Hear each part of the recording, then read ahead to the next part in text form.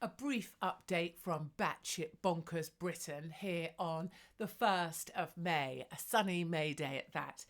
The BBC chairman Richard Sharp is out for his involvement with an £800,000 loan / bung / who knows to Boris Johnson. Boris Johnson was then involved in getting Richard Sharp his position at the BBC. And so The Guardian had a cartoon of Richard Sharp, basically making him look greedy, holding a sign saying Goldman Sachs because he used to work at Goldman Sachs.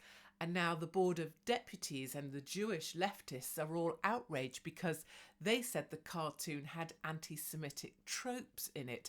None of them really focused on the fact that Boris Johnson took 800 grand in order to support Richard Sharp as head of the BBC. Board of Deputies very much just wanting blood of Catherine Vine, the editor of The Guardian. And frankly, now that the lizard is beginning to eat its own tail, I'm absolutely here for it. On my second story, another child has been chomped in Wales by a dog in a place called Caerphilly, where they make cheese, which I don't particularly like the cheese, but the cheese is unrelated to the dog and the child who's been chomped, a 5-month-old. The weird thing is that within that little local area in Wales, another 2 people were also eaten by dogs recently. One was a 10-year-old boy whose family had an XL bully dog. I don't know, but I think the clue might be in the title if you get a dog like that. And the other was an 83-year-old lady whom they said died in extremely unnatural circumstances, which all sounds a bit worrying. But the bigger question is, why are so many dogs in this one village eating people? Are the people in Caerphilly not feeding their dogs, or what's going on?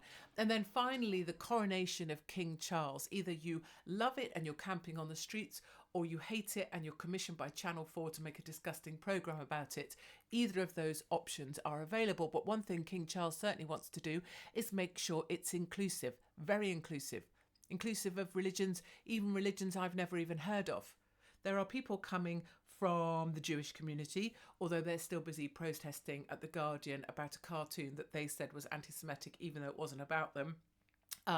The Sunni Muslims will be there as well as the Shias. I'm hoping they're kept apart because those two don't really get along.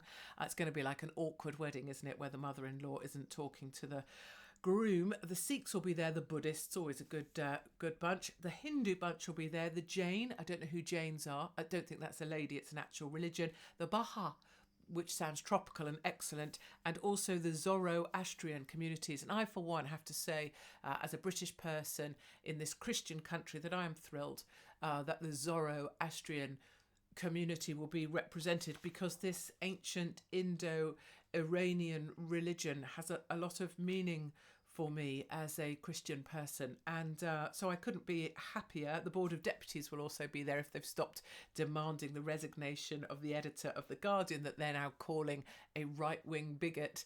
And of course Frankie Boyle will continue to be allowed to speak live on TV and be telling people that why not raise a bottle to the monarchy filled with fuel and a burning rag. Just trying to think about what would happen if I said such a thing about someone on their side.